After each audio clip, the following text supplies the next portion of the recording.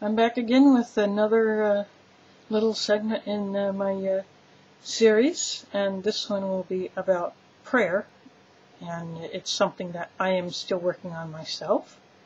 So in all of these, it's a reminder to myself as well as to all of you who are watching this. But before I became Muslim, I really had not been praying much. I hadn't been going to church. I used to be Catholic, because I was working on Sundays, and I usually took my Saturdays to take care of business that I couldn't take care of during the week. And when you have to rely on the bus, that kind of restricts when and where you can go. So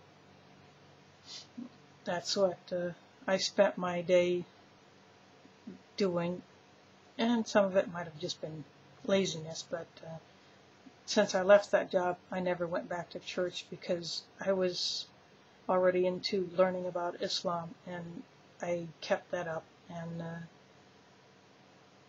on the day that I actually did give my Shahada, which is the declaration or testimony of faith in Allah and Muhammad as his final prophet, may peace be upon him, that changed. I had already got a book that shows how to do the prayer. I've been watching videos that show how to do it.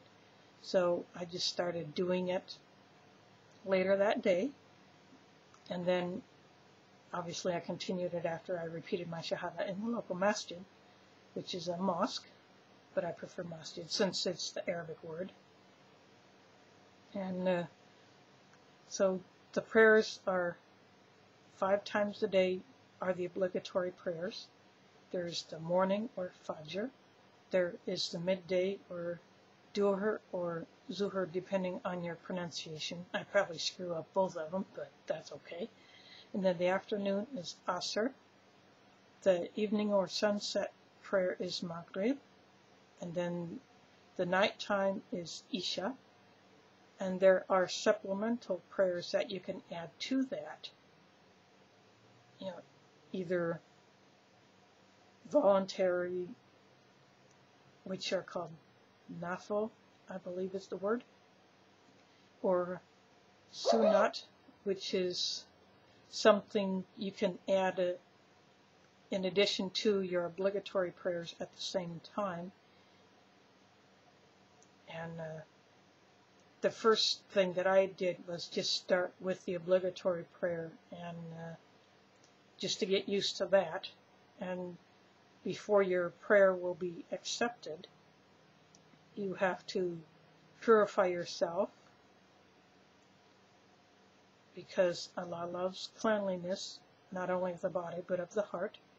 So there is a process called wudu or ablution, where you wash your hands and your face and your feet and your head in a specific manner. And there are videos on YouTube about that.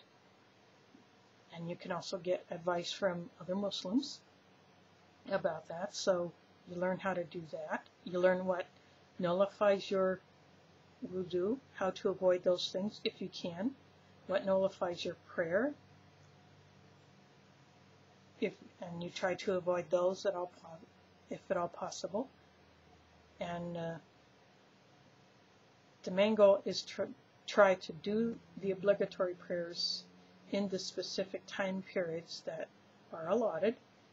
And you might not always do it, and I have missed it, and I thought I was doing right by simply making them up all at one time, but I learned later that was wrong. But I'm learning, and the transition for me will not be complete until the day of judgment, when I meet Allah personally, to know whether I am rewarded with Jannah or paradise, or I become one cooked person in the hellfire.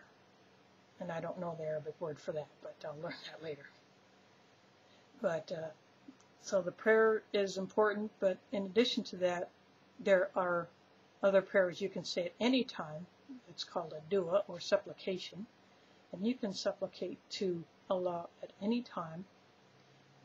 You can add them at the end of your salat, or you can say them at any specific time, any time you choose, or any need. And that's another thing that you strive to do. And even if you don't get the Arabic right, it takes time, it takes practice. I'm still reading it out of the book. I don't have it all memorized. And my Arabic comes out more like Spanish or Latin. But as long as you try, that's okay. And I'm sure that will be accepted as well. You just have to keep practicing. So that's it for that one, and I'll come back with another one.